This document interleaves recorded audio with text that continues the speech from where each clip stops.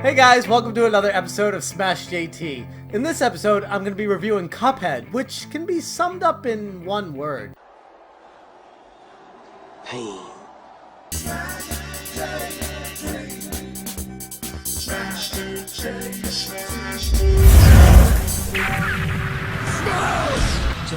If you're somehow not familiar with what Cuphead is, it's basically a run-and-gun platform indie video game developed and published by StudioMDHR. You play as Cuphead and fight a series of bosses in order to repay a debt to the devil. The game was heavily inspired by the works of 1930s cartoonists such as Max Fleischer and set out to keep the work's subversive and surrealist qualities.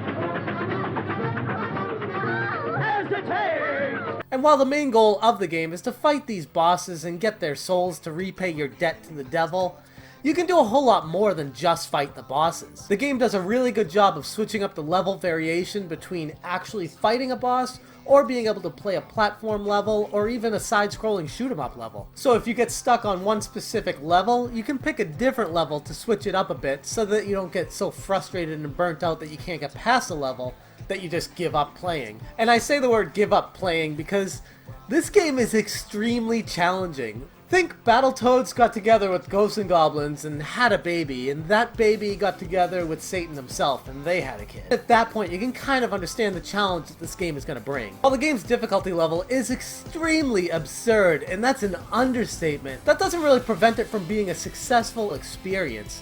Well, for most people. First off, I want to talk about the things that I didn't like with this game, and those were really few and far between. I mean, I didn't really mind the difficulty level being an all-time cranked up extreme high, but what I did mind were the cheap shots that kind of happened from the enemies that went off screen and out of view and then sometimes came back on screen and then would hit you. Another small thing that I didn't really like too much about this game is it was impossible to beat any level or any end boss without multiple tries. There's a lot of pattern memorization in this game, and it takes an extreme amount of patience to be able to get through each boss or level. And that's pretty much it, for the most part. I mean, I'm sure I could find little things here and there, but nothing really stood out because I was enjoying my experience playing it so much that it didn't really get frustrated. The game's art style, combined with the music and sound effects with it, truly draw you into the experience and you really feel like you're a part of the game. It's a unique experience that I've never felt playing a game before. It really felt like I was playing a character in an actual cartoon. And in a weird way, this game kind of breaks into a whole new genre that's never even existed before. While playing this game, you could tell the developers put so much time and effort into making every little thing perfect. And not only does it draw you in, but it keeps you coming back for more and more, no matter how much it beats you down. It's almost like a weird, depressing experience that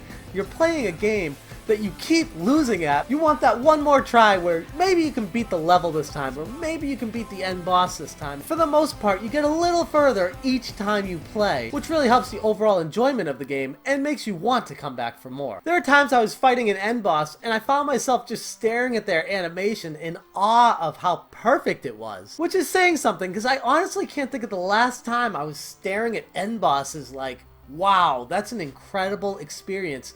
And every single end boss I felt like that with. It was just mind-blowing how great the art style is in this game. And for being a cartoony game, the hit detection was spot on. I never felt like I was getting any kind of hits where I shouldn't have been hit, or cheap shots from something that should have missed me and didn't. Like I've said, the only time I ever actually got a cheap shot was when something went off screen and I couldn't see it coming back and hitting me. So with all that being said, how do I feel about this game?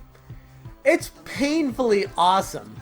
And it's not something you want to play to relax. It's highly stressful. It takes a lot of time to beat each level and each end boss. You have to do a lot of pattern memorization. You have to remember exactly how they're going to move. You have to learn their moves. There's a ton of work that you have to put into each level of this game, which could be a major turnoff for people that don't have that kind of patience. But for me, the difficulty level that this game was put in for this day and age was really refreshing, because I feel like every game is really easy these days, and if you want a challenging game, you want to have fun while you're playing it, you want that kind of fun where it's throw your controller through your TV screen kind of fun, This is that game. And for that reason, I'm giving it a 9.75 out of 10. The only reason it's not a perfect 10 for me is because I felt like those cheap shots that would come off the screen and hit you would ruin the experience to a level to a certain degree. It would make you restart the level because you knew you didn't have enough energy to get through the end boss because, well, if you're me, you're probably not good enough to do it. But I feel like I'm most people. I feel like I'm pretty decent at video games, and I still felt this game was extremely challenging, but not in a bad way. I highly recommend you guys pick this one up if you enjoy challenging platformers. It's available for Xbox One and crossplay on the PC. For a one purchase, you get it on both. And for me, I was playing mostly on the PC to capture the footage, but it was nice to be able to go back and forth and it syncs through the cloud data so that it remembers exactly where you are. If you guys do plan on picking this game up and playing it, one tiny suggestion before you do: down a couple of Red Bulls or Mountain Dews or coffees before you start playing it, because at times it requires some insane reflexes. Anyways, that's almost everything that I got for you guys today. I got a small bonus feature at the end of this video, but before I get to that, let me know in the comments section below if you plan on picking Cuphead up, and if you have picked it up, what you think of it so far. Thanks so much for watching, guys. I'll catch you next time. Hey guys, welcome back to Cooking with Smash. I'm your host, Chef Jeff. In today's episode, we're going to be making Cuphead. I spoke to my producer during that commercial break, and we were going to do a different recipe, but this is pretty hot right now, and everyone's wondering what goes into it and how you got to make it. So listen close and you can make your own Cuphead at home. For a game that involves good side-scrolling action, you always want to start with a dash of Mega Man 2. Then you want to add in a little bit of an overworld selection from Mario Bros. 3. And if you got a buddy around the house that you want to play this with, you want some two-player action, Contra's always a great fit. Add in some upgradable weapons from a game like Metroid, but stores you can purchase those at, like in Final Fantasy. And I always like my share of side-scrolling shoot-em-ups, so Gradius is a good fit for that. And then finally ramp up the difficulty with a little bit of Ghosts and Goblins, and the near impossible difficulty levels from Battletoads. Whoops! I always do that every time I make Cuphead. Not the biggest deal in the world. In case you put in too much Battletoads, add in a little bit of Game Genie to even that off. Unacceptable! Oh, okay, no Game Genie, I guess. And then you want to mix it up really good. Then pour it into the baking pan, and cook on 425 for about 20 minutes. 20 minutes later.